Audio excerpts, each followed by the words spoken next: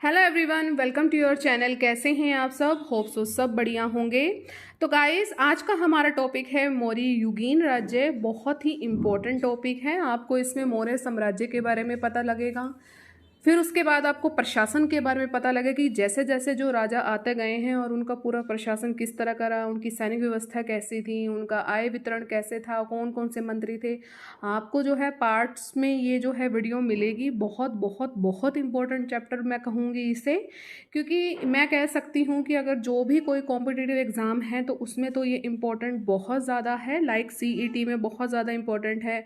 आप अगर estate PGT की जो अगर तैयारी कर रहे हैं तो उसमें तो बहुत ही ज़्यादा इंपॉर्टेंट है। आप देख सकते हैं सिलेबस में बहुत अच्छे से मेंशन है। अगर आप UGC नेट की प्रिपरेशन कर रहे हैं उसमें भी ये बहुत इंपॉर्टेंट रोल प्ले करेगा।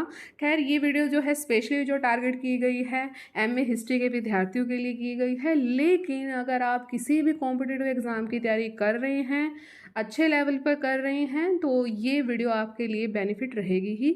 तो बस वीडियो के एंड तक आप बने रहेंगे। ये रहेगा आज का पार्ट 1। तो सबसे पहले हम जानेंगे कि मौर्य काल के कुछ स्रोतों के बारे में। प्रमुख स्रोत कौन कौन से थे? तो आप सबको पता है कि जो आपका मौर्य साम्राज्य का जो उदय हुआ है वो भारतीय इतिहास में बहुत ही एक अपूर्व घटना रही है। इसमें सबसे पहले इस साम्राज्य की जब स्थापना हुई उस समय जो था उत्तर पश्चिमी प्रांत जो आपका था, उत्तर जो आपकी पश्चिमी भारत है उस पर क्या हुआ था, आपके यूनानियों का अधिकार था। तो ये चीज़ आपको याद रखनी है। जो जो मैंने इसमें मेंशन किया है, हाइलाइटर आपको दिख रहा है, तो हाइलाइटर से जो मैंने इसको बहुत अच्छे से हाईलाइट किया है, तो इसी पे आपने सबसे ज़्यादा फोकस रखना है। ठीक है, तो उत्तरी पश्चिमी भारत पर यूनानियों का इसमें अधिकार था और उनके प्रभाव से ही हमने अपने भारत को मुक्त कराकर चंद्रगुप्त मौर्य ने 321 ईसा पूर्व में इस वंश की क्या की थी, स्थापना की थी। ठीक है, तो ये चीज़ आपको याद रखनी है कि किसने इस वंश की स्थापना की थी। तो मौर्य काल की जो स्थापना की थी वो की थी आपके चंद्रगुप्त मौर्य ने। और इसके जो कहेंगे कि जब इसकी स्थापना से पहले बहुत ज़्यादा आपको कहेंगे आलोचनात्मक चीज़ें बहुत ज़्यादा अस्पष्ट भी है, आलोचना भी की गई है। और मौर्यों के समय से ही भारत का जो इतिहास है उसके स्थान पर आपको पता है कि प्राचीन इतिहास अभी तक जैसे चल रहा था, तो उसके स्थान पर ऐतिहासिक वृत्त जो है हमें एक तरह से हम देख सकते हैं। ठीक है, क्योंकि यूनानी ग्रंथों से सिकंदर के भारत आक्रमण की तिथि जो है ज्ञात हो जाती है। ठीक है, तो यूनानी था, तो उन्हीं के ग्रंथों से हमें, जब उन्होंने सिकंदर ने भारत पर अटैक किया था, तो उससे हमें एग्जैक्ट पता लगता है कि तिथि एक्चुअल में थी क्या। और जब सिकंदर की मृत्यु हुई तो उसी के बाद जो है चंद्रगुप्त मौर्य का उदय हुआ था। इसे हम चंद्रगुप्त मौर्य को भारत का प्रथम जो है राष्ट्रीय सम्राट जो है हम इसको कह सकते हैं। ठीक है, और इसमें मैं कहूँगी कि बहुत सारे शासक आए हैं। ये मतलब आप कहोगे कि जो ये है भारत का प्रथम शासक रहा है। इसके बाद मैं कहूँगी कि इसकी सहायता किसने की है, तो प्रधानमंत्री जो इसका था कौटिल्य, इसने बहुत अच्छे से जो था शासन को बहुत अच्छे से संगठित किया हुआ था। उसकी शासन प्रणाली बहुत ही गजब की थी। इसी वंश में आपका अशोक भी आया। अशोक जिसका हृदय परिवर्तन हुआ कलिंग के युद्ध में, आप इस चैप्टर में पढ़ोगे। और कलिंग के युद्ध में ही हमेशा इसने क्या कर दिया, हमेशा के लिए युद्ध बंद कर दिया कि वो इसके बाद कभी भी युद्ध नहीं करेगा। और इसके बाद ही इसने शांति की नीति को अपनाया और अपने साम्राज्य की एकता और समृद्धि के लिए इसने क्या करी, धम्म की क्या करी, स्थापना की। किसने की? अशोक ने की। और अशोक ने ही क्या किया, शिक्षा और साहित्य का भी इसने बहुत ज़्यादा विकास किया। लेकिन जब अशोक की मृत्यु हो गई उसके बाद कह सकते हो कि इसमें अयोग्य जो शासक आ गए थे, तो वो चीज़ इसमें ख़त्म हो चुकी थी मौर्य वंश में। और कहेंगे कि भाई कि इस वंश का जो है पतन शुरू हो चुका था। चलिए अब जानेंगे इसके स्रोत कौन कौन से थे। मैं कहूँगी कि जैसे मौर्य साम्राज्य की जैसे स्थापना हुई थी ना, तो कुछ कुछ मैंने आपको अभी भी बताया था आलोचनाएं थी। क्योंकि भारत में जब कहते हैं कि मतलब सिकंदर का जब भारत पर अटैक हुआ था उसके बाद एक हमें तिथि मिल गई थी, तो इसी तरह से कह सकते हैं एक निश्चित तिथि क्रम जो है आपका मौर्य वंश से कह सकते हैं जो है स्टार्ट हो चुका था।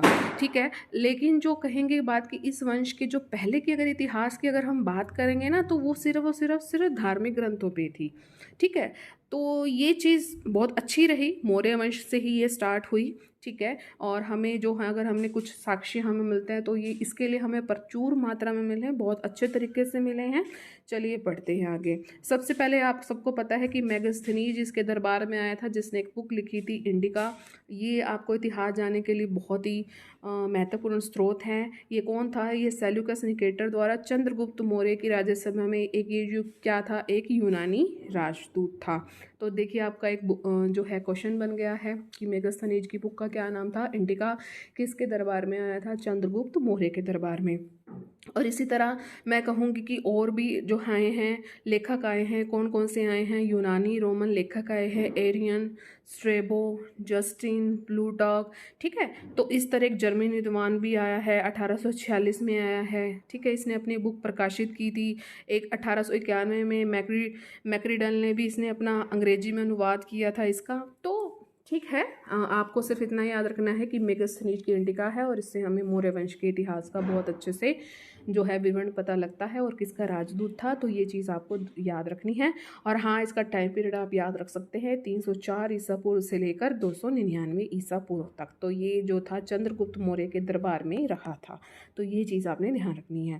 राजा के विषय में इसने कुछ बताया है, जैसे अपनी जो इसकी इंडिका बुक थी तो उसमें ये बताया गया है कि मतलब जो जो काम उसने वहाँ देखे, चंद्रगुप्त मौर्य के दरबार में जो जो चीज़ें देखी, जिस जिस पर्सन के लिए देखे, तो ये सब उसने अपनी मेगास्थनीज ने मेंशन किया है। तो सबसे पहले जो है इसने बताया है राजा के विषय में कि जो मेगास्थनीज था वो चंद्रगुप्त मौर्य के जो राजा एज ए राजा वो उसको किस तरह देखता था। उसमें वो चीज़ लिखता है कि जो राजा था बहुत ज़्यादा परिश्रमी था, वो सारा दिन अपना काम काज करता रहता था। उसके पास मतलब उद्यान था, राजमहल था, राजमहल में उद्यान था, वही राष्ट्रीय ठाट बाट थे, छोटी छोटी मछलियाँ जो उसने पाल रखी थी। राजा जो था वो कभी भी एक कमरे में नहीं सोता था, क्योंकि उसको लगता था कि कोई उसको मार देगा। षड्यंत्रों का बहुत ज़्यादा भय था। ये बहुत ही इंपॉर्टेंट है, जो भी मैंने अंडरलाइन किया हो मैं आपको पहले ही कह रही हूँ। तो चंद्रगुप्त के अंगरक्षकों जो थे उसमें जो महिलाओं की संख्या बहुत ज़्यादा अधिक थी। और वह लिखता है कि राजा केवल 4 अवसरों पर ही महल को छोड़कर बाहर जाता था। वो 4 अवसर कौन से हैं वो आपको पता होने चाहिए। जब वो न्याय करने के लिए जाता था, जब वो युद्ध करने के लिए जाता था, जब वो यज्ञ के लिए जाता था और शिकार के लिए, ठीक है। तो ये भी चीज़ आपको ध्यान रखनी है।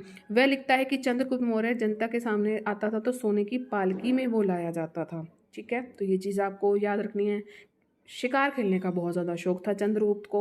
हमेशा वो जुलूस के टाइम क्या करता था, हाथी पर सवार होता था। ये इसने राजा के बारे में लिखा है। तो सिर्फ आपको इतना ही याद रखना है। अब बात करेंगे हम राजधानी के विषय में। क्या लिखा है मेगास्थनीज ने?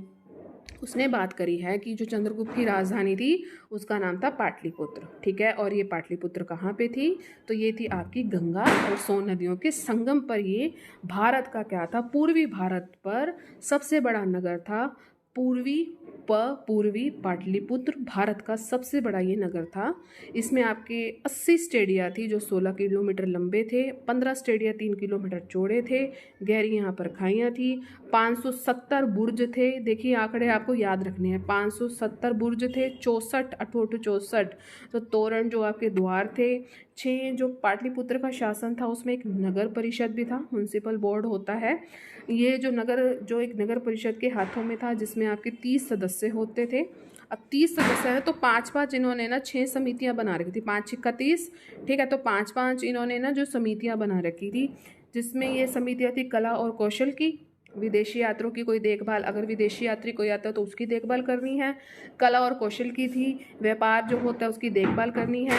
जिसके अभी किसी का जन्म हुआ है, किसी की मृत्यु है, उसका पूरा पूरा ब्यौरा लिखना है। जो तैयार माल जो है उसको किस तरह बेचा जाएगा उसके बारे में था। और बिक्री जो है आपको टैक्स वसूल करना है, तो ये समिति भी थी। तो कुल आपकी 6 समितियां थी, ठीक है। और इसमें कितने सदस्य थे? आपके 30 सदस्य थे। और नगरों के बीचों बीच ही आपको चंद्रगुप्त का विशाल राजा जो प्रसाद स्थित था, ये इसका महल का नाम है राजा प्रसाद। तो ये चीज़ आपको याद रखनी है। नेक्स्ट जो है शासन प्रबंध के विषय में क्या लिखा है कि मेगास्थनीज के विवरण से चंद्रगुप्त मौर्य की शासक प्रणाली का भी ज्ञान होता है। वह लिखता है कि जो राज्य निर्गुण शासक था उसके अधिकार तथा शक्तियाँ ना बहुत ज़्यादा असीमित थी। मतलब इसी के पास सब कुछ था तो असीमित थी, कोई एक कहते वजह नहीं थी कि भाई कि हम इसको रोक सके। तो चंद्रगुप्त के शासन में जो कुशलता लाने के लिए उसने बहुत सारे गुप्तचरों को नियुक्त किया। ये उसमें बात लिखी हुई है। जो राज्य में जितनी भी घटनाएं होती थी वो आकर उसको बता देते थे। और गुप्तचरों में भी बहुत सारी स्त्रियां होती थी। राज्य की जो आर्थिक स्थिति थी बहुत ही बढ़िया थी। विभिन्न प्रकार के वो टैक्स लेते थे, जिसमें से आपको भू राजस्व तो देखो हर जगह आपको मिलेगा, ठीक है। तो भू राजस्व बहुत ज़्यादा प्रमुख था। और जैसे उपज होती थी ना, तो इसका ना 1/4 या 1/6 भाग इससे लिया जाता था, ठीक है। और कृषकों को बहुत ज़्यादा सम्मान देते थे, फसलों को ये नष्ट नहीं होने देते थे। चंद्रगुप्त ने नहरों की व्यवस्था करी। इसने जब प्राकृतिक कोई विपदा आ जाती थी तो उस समय ये लगान भी माफ़ कर देते थे। और कृषि के विकास अगर उसको चाहिए तो नहरों की व्यवस्था भी इसने करी। यात्रियों के आराम के लिए इसने सड़कें भी बनवाई। छायादार और फलदार इसने वृक्ष भी लगवाए। तो ये चीज़ आपको सारी ध्यान रखनी है शासन में। सैनिक प्रबंध के विषय में क्या लिखा हुआ है? चंद्रगुप्त के पास बहुत बड़ी सेना थी और वो बिल्कुल स्थायी थी, और 7 लाख इसके पास सेना थी। परिषद मैंने आपको बता दी है, 30 सदस्यों का एक परिषद था, 5 पर सदस्य थे, ये सब आपको मैं बता चुकी हूँ। पहली समिति में आपकी पैदल सेना थी, दूसरी में आपकी गुड़ सेना थी, रथ सेना हो गई, चौथी हाथी की हो गई, चौथी हाथी देखो ऐसे ही याद कर लो, और 5वीं हो गई जल सेना की, छठी यातायात के साधनों का। तो ये चीज़ें जो आपको याद रखनी है।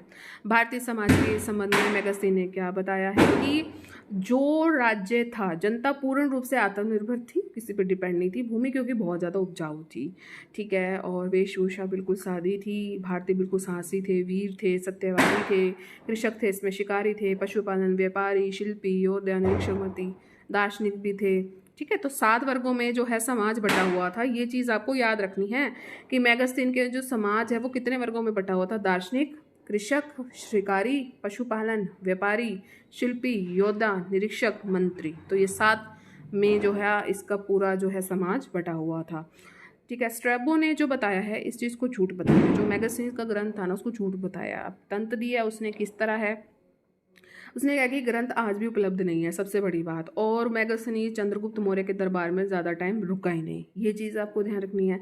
और जो इतना वो मतलब कि जनता के बारे में सोच रहा है वो उसके संपर्क में कभी आया ही नहीं। और चौथी बात, वो भारतीय भाषाओं से बिल्कुल परिचित नहीं था। स्ट्रैबो ने इसका आलोचना की है, लेकिन हम फिर भी कहेंगे कि बहुत ही ज़्यादा इम्पोर्टेंट था। कहते हैं सुनी सुनाई बातों पर ये सब कुछ चीज़ें आधारित हैं, ठीक है। तो इसका जो आलोचना की गई है, लेकिन हम कहेंगे कि हाँ हमें बहुत कुछ पता लगा, ठीक है। अब बात करेंगे हम कौटिल्य के अर्थशास्त्र की, जो इसका प्रधानमंत्री था। देखिए इसका एक कहूँगी ग्रंथ है, वो याद रखना है आपको। राजनीति शास्त्र इसका ग्रंथ है। इसमें क्या बताया गया? इसमें राजा के कर्तव्य बताए गए हैं, मंत्रियों के गुणों के बारे में बताया है, गुप्तचर व्यवस्था कैसी थी, कूटनीति कैसे करते थे, विधियाँ कौन सी थी, वो भी युद्ध की, शासन प्रणाली के सिद्धांत कौन से थे, टैक्स कैसे दिया जाता था, ये सब आपको जो है राजनीति शास्त्र में देखने को मिलेगा। संस्कृत में लिखित इस ग्रंथ को, जो राजनीति शास्त्र है, ये संस्कृत में लिखा हुआ है। 15 इसके भाग हैं, 180 इसके उपभाग हैं, और इसके जो हैं 6000 श्लोक हैं। कितने श्लोक हैं? 6000। इसकी रचना जो हुई है 321 ईसा पूर्व से आपके 296 ईसा पूर्व जो है मानी जाती है। और इसका जो अंग्रेजी अनुवाद है वो किसने किया है? डॉक्टर आर श्याम शास्त्री ने किया है। और इसका जो कहेंगे कि अर्थशास्त्र की जो इसकी तुलना है ना, इसके मैकियावेली का जो ग्रंथ है द प्रिंस, आपको पता होगा, उससे इसकी तुलना की गई है। और प्रोफेसर एक SC राय चौधरी हैं, इन्होंने कहा है कि अर्थशास्त्र को मौर्य काल का नहीं मानते। वो बिल्कुल जैसे उसकी की थी ना मैगजीन की धोई गई थी, तो SC राय जो है वो कहते हैं कि अर्थशास्त्र जो मौर्य काल से बिल्कुल भी नहीं मानते। उनकी मान्यता है कि अर्थशास्त्र को भाषा संस्कृति है, जबकि मौर्यों ने प्राकृत अपनी भाषा का प्रयोग किया है, ठीक है। तो ये चीज़ भी आपको याद रखनी है किसने आलोचना की है। और इसमें मैंने आपको बता दिया कि चंद्रगुप्त जो मौर्य है उसका प्रधानमंत्री जो था चाणक्य था। कौटिल्य द्वारा नंदों का विनाश एक ऐतिहासिक था। अर्थशास्त्र की रचना के विषय में इसमें कोई भी संदेह नहीं है। इन नंदों ने ना इसका बहुत ज़्यादा क्या किया था? अपमान किया था। अब बात करेंगे कि हम अर्थशास्त्र में राजा के बारे में क्या लिखा हुआ था। इसमें लिखा हुआ मतलब वो ये इसमें लिखा हुआ है कि कैसे राजा को होना चाहिए। उसमें था कि जो था उसने देखा, उसने लिखा अपनी बुक में इंडिका में, ये कह रहा है कि होना चाहिए। चाणक्य लिखता है कि ऐसी चीज़ें होनी चाहिए, कि राजा कैसा होना चाहिए, ये चीज़ आपने ध्यान रखनी है।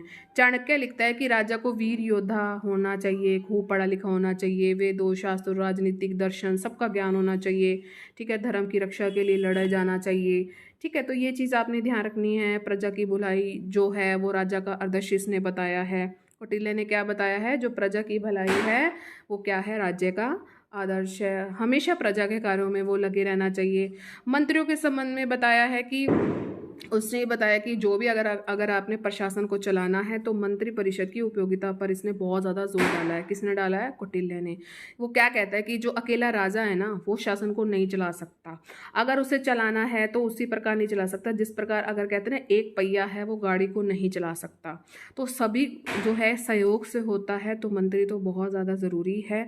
और कौटिल्य ने क्या किया है, जो मंत्री परिषद की जो गुप्त बैठकों उस पर बहुत ज़्यादा इसने अपना महत्व जो है प्रकाश डाला है इस चीज़ पे कि भाई गुप्त बैठकें बहुत ज़्यादा होती थी। थर्ड इसने बताया कि गुप्तचर विभाग के संबंध में बताया कि जो चंद्रगुप्त मौर्य के दरबार में सुसंगठित गुप्तचर विभाग की उपयोगिता पर बल दिया गया है। अच्छा, वहाँ लिखते हैं कि राजा को कैसा होना चाहिए, योग्य, तर्कशील, ईमानदार, ये सब चीज़ें बहुत अच्छी अच्छी उसमें होनी चाहिए। गुप्तचरों को राजकीय कर्मचारियों, मंत्रियों, सेना के अधिकारियों, महत्वपूर्ण सैनिक अड्डों, मुख्य मार्गों, कारखाने, भीड़ भाड़ वाले स्थानों पर नियुक्त किया जाना चाहिए। गुप्तचर का काम क्या होता है कि भाई ज़्यादा से ज़्यादा जानकारी जुटानी है जो जो वहाँ पर जो स्थान उपलब्ध हैं, ठीक है, और हर तरह की सूचनाएं जो है ना उसमें राजा के पास होनी चाहिए। तो ये इस चीज़ के बारे में कहा गया है। आपका स्थानीय प्रशासन कैसा होना चाहिए, तो शासन को सुचारू रूप से अगर चलाना है तो प्रत्येक राज्य को क्या करना चाहिए, अपने साम्राज्य को प्रांतों में, जिलों में और नगरों में बांट देना चाहिए। और प्रांतों में क्या करना चाहिए, कुमारों की नियुक्ति की जानी चाहिए। किसकी नियुक्ति की जानी चाहिए? कुमारों की, याद रखनी है ये अपने बात। और जो प्राय राज परिवार या उच्च घराने से संबंधित होने चाहिए, ये इसने बताया है। दंड विधान की बात कर लेते हैं। अर्थशास्त्र में कठोर जो है दंड विधान का बहुत ज़्यादा वर्णन मिलता है। कौटिल्य ने चोरी कर दी, अगर आपने सरकारी नियमों को तोड़ दिया है, देशद्रोह को गंभीर अपराध इसमें माना गया है। और जो इसमें कहा गया कि उसको तो मृत्यु दंड ही दे दो, कि जो ज़्यादा बहुत गंदा अगर कोई अपराध करता है तो, ठीक है। तो ये चीज़ आपने याद रखनी है। अब बात करेंगे हम विशाखा दत्त का मुद्रा राक्षस। तो ये एक नाटक है मुद्रा राक्षस जो लिखा गया है विशाखा दत्त के द्वारा।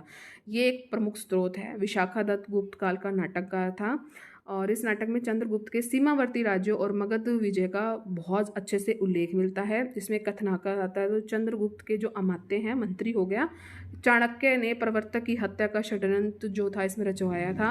और 100 नंदों के विनाश एवं प्रवर्तक की जो कैसे चंद्रगुप्त से मित्रता का उल्लेख भी आया है कि किस तरह वो मिला चंद्रगुप्त मौर्य से, कैसे वो खेल रहा था, राजकिलम खेल खेल रहा था तो उसको देखा, ठीक है, तक्षशिला में गया, वहाँ पर उसको पढ़ाया लिखाया, कैसे धनानंद को मारा। तो ये सब मित्रता का उल्लेख किया गया है। और इस नाटक के क्या हैं, आपके 7 अंक हैं। तो ये चीज़ आपको ध्यान रखनी है। और इस नाटक में ये बताया गया है कि जो चंद्रगुप्त का संबंध है वो एक नीच जाति से था। ये चीज़ आपने ध्यान रखनी है। पुराणों में भी हमें चंद्रगुप्त मौर्य के बारे में पता लगता है कि पुराणों में भी मौर्य काल, चंद्रगुप्त मौर्य नहीं, पूरे मौर्य काल का मैं अब बात करूँगी, बहुत अच्छे से हमें इतिहास मिलता है। और इसमें ये कहा कि जो नंद वंश के राजा थे वो तो शूद्र जाति के थे और उच्च ब्राह्मण कौटिल्य ने इस वंश का नाश करके चंद्रगुप्त मौर्य को क्या कर दिया था, ये इस बारे में बताया था, मतलब उसको आगे कर दिया था। ठीक है, मैंने आपको अभी भी चीज़ बताई है। ठीक है, आगे हम बात करेंगे बौद्ध और जैन साहित्य में भी हमें इस चीज़ की जो है विवरण मिलता है मौर्य वंश का, कि दीपवंश और महावंश से हमें क्या मिलता है, मेन हमें अशोक और उसके पूर्वजों के संबंध में हमें विस्तृत वर्णन मिलता है। एक ग्रंथ है जिसका नाम है मिलिंद पन्हो, इसमें हमें इस वंश से संबंधित जानकारी मिलती है।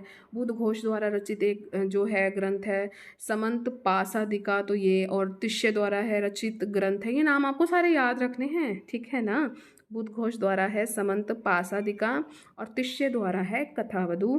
दिव्य वेदान के अंतर्गत कुणाल जो वदान है, अशोका वदान है, मंजूश्री मूल कल्प है।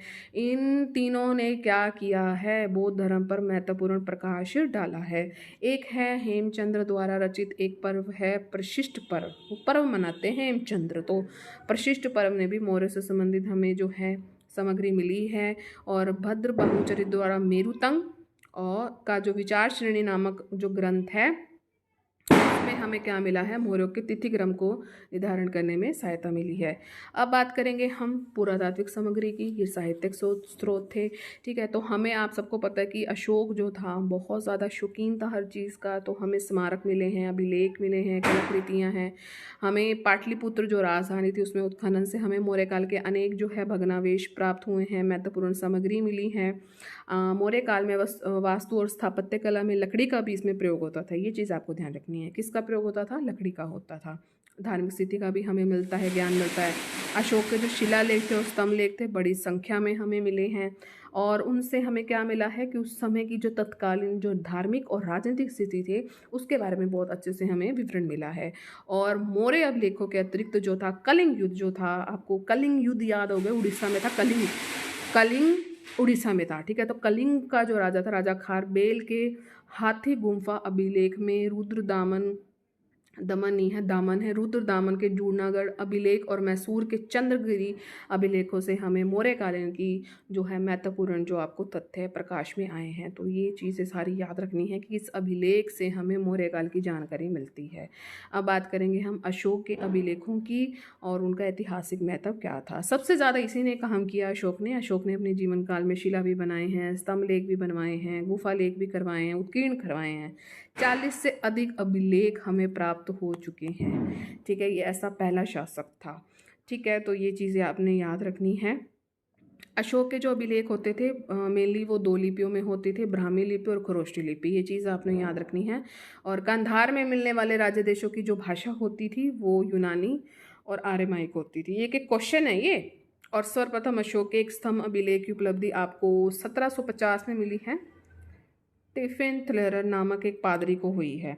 और अगर कहें कि अशोक के शिलालेख सर्वप्रथम किसने पढ़े थे, तो 1837 में आपके जेम्स प्रिंसप ने पढ़े थे। और उन्होंने देवानम पीरियड की तुलना श्रीलंका के जो राजा थे ना लिस से कर डाली थी, ठीक है। और बौद्ध ग्रंथ आपके दीपवंश और महावंश से हमें पता लगता है कि ये उपाधि अशोक के लिए प्रयोग हुई है। तो ये चीज़ें बाद में डिसाइड हुई किस चीज़ के लिए हुई है। 1915 की बात करें तो उसमें एक मास्की अभिलेख है, मास्की अभिलेख में हमें गुर्जरा अभिलेख में अशोक नाम भी इसमें पढ़ लिया था, ठीक है। तो 1915 की बात है। 1837 में सबसे पहले जो अभिलेख पढ़े वो आपके जेम्स प्रिंसेप ने पढ़े थे, ठीक है। अशोक के जो अभिलेख हैं उसको हम 3 भागों में बांट सकते हैं। पहले शिलालेख, दूसरे हैं स्तंभलेख, तीसरे हैं गुहालेख। शिलालेख की बात कर लेते हैं। शिलालेख जो होते थे वो 14 विभिन्न लेखों का समूह है जो 8-8 आपको भिन्न भिन्न स्थानों से प्राप्त हुए हैं। देखो कौन कौन से हैं। शाहबाजगढ़ी पेशावर में है मान सेहरा हज़ारा, कालसी काला है देहरादून में, एक काला रहता है देहरादून में। गिरनार जो है गिर गया वो काठियावाड़ में, गिरनार काठियावाड़। धोनी कहाँ रहता है? उड़ीसा के पुरी ज़िले में इस तरह आप याद कर सकते हो। धोनी उड़ीसा के पुरी ज़िले में रहता है। गढ़ता रहता है सारा दिन उड़ीसा के गंजाम ज़िले में, गंजा सारा दिन गढ़ता रहता है। इस तरह आप कुछ भी याद कर लो। जोगढ़ उड़ीसा के गंजाम ज़िले में। येरागुड़ी जो है, गुंडे कहाँ रहते हैं? आंध्र प्रदेश में, एपी आंध्र प्रदेश में येरागुड़ी। सोपारा मतलब महाराष्ट्र में, पारा बहुत हाई रहता है महाराष्ट्र में, ठीक है। बहुत गर्मी पड़ती है भाई। पार कर जाता है सोपारा महाराष्ट्र में। धौली और जोगढ़ के शिलालेखों पर आपको 11वें 12वें 13वें शिलालेख उत्कीर्ण नहीं किए गए हैं। जोगढ़ कहाँ था? उड़ीसा के गंजाम जिले में। और धौली कहाँ था? उड़ीसा के पुरी जिले में। सोपारा था महाराष्ट्र में, ठीक है। और इनके स्थान पर 2 अन्य लेख खुदे हुए हैं जिनसे पृथक कलिंग प्रज्ञापन जो है कहा जाता है, ठीक है। तो ये चीज़ें उल्लेख नहीं थी, एक अलग से प्रज्ञापन हुआ। और कलिंग राज्य के प्रति अशोक की जो शासन नीति थी उसके बारे में इसमें बताया गया, क्योंकि कलिंग युद्ध में ही जो है प्रमुख था। और इन शिलालेखों को 257 से 56 ईस्वी में लिखा गया है, ये चीज़ आपको ध्यान रखनी है। इनमें इन्होंने कहा है कि जीव हत्या की मनाही की गई है इसमें पृथक कलिंग में, ठीक है। जीव हत्या की मनाही की गई है। राज्य कर्मचारियों के अशोक के निर्देश दिए गए हैं। मनुष्य और पशुओं का उपचार की बात की गई है, ठीक है। धम्म के सिद्धांत दिए गए हैं। धम्म महामंत्रों के इसमें कर्तव्य दिए गए हैं। जन कल्याणकारी कार्य दिए गए हैं। और कलिंग युद्ध का पूरा विवरण इसमें मिलता है, इसमें आपको याद रखनी है। नेक्स्ट है आपका लघु शिलालेख। कौन कौन से थे? रूपनाथ मध्य प्रदेश में, रूप बहुत बढ़िया है भाई मध्य प्रदेश में। सैसाराम बिहार में। बैरात कहाँ है? राजस्थान में। मास्की एपी आंध्र प्रदेश में। सिद्धपुर ब्रह्मगिरी और जाटिंग रामेश्वर कर्नाटक में हैं। भाभी बहुत बैराट है तो भाभू बैराट में है। गुर्जरा जो है गुज्जर बहुत ज़्यादा मध्य प्रदेश में है। येरागुड़ी आपको भी पता है आंध्र प्रदेश में है। गोवीमठ और पालकी गुड्डू मैसूर में है। राजजूज मंडागिरी आंध्र प्रदेश में। अहरोद उत्तर प्रदेश में। सारो मारो शैडो का प्रदेश में। देखो आप ये चीज़ जितना याद कर सकते हो उतना ही बढ़िया है। यहाँ से इन जगहों से हमें लघु शिलालेख की हमें जो है चीज़ें मिली हैं। ठीक है, तो आपको ये चीज़ याद रखनी है। और इन अभिलेखों से हमें क्या चीज़ मतलब मेन मिली है, अशोक के व्यक्तिगत जीवन के बारे में हमें पता लगा है, बौद्ध भिक्षुओं के बारे में पता लगा है, भिक्षुओं को दिए गए आदेश जो हैं, धर्म के जितने भी सिद्धांत हैं, इन सभी की जानकारी हमें इसमें मिली है। बात करेंगे हम स्तंभ लेख की, तो इन लेखों की संख्या 7 है और ये इस बार दिल्ली तोपरा में फिरोज तुगलक स्तंभ को अम्बाला ज़िले से तोपरा नामक स्थान से दिल्ली लाया था और फिरोज शाह कोटला में ये स्थित था। ठीक है, तो आज के लिए सिर्फ इतना ही। नेक्स्ट पार्ट में जो है हम इसको कंटिन्यू करेंगे। तो कैसा लगा ये सेशन? उम्मीद है अच्छा ही लगा होगा। 25 मिनट की वीडियो हो गई है लेकिन बहुत ज़्यादा हेल्पफुल रहेगी। ठीक है, ये अब आगे मैं पार्ट 2 में जो है करवाऊँगी और कल नहीं करवाऊँगी, परसों करवाऊँगी। अभी आप इतना पढ़ लीजिए। अगर आपको पसंद आया है तो आप ज़्यादा लाइक करेंगे। लाइक आप सभी करके जाएंगे जो वीडियो को देख रहे हैं। शेयर मैक्सिमम करना है आपको। सब्सक्राइब का रेड बटन ज़रूर प्रेस करना है। ऑल पे ज़रूर क्लिक करें ताकि चैनल पर जितनी भी वीडियोज़ आएँ उसकी नोटिफिकेशन आपको टाइम टू टाइम मिलती रहे। मिलेंगे अपने नेक्स्ट सेशन में। Till then thank you so much for watching. Bye bye guys and take care.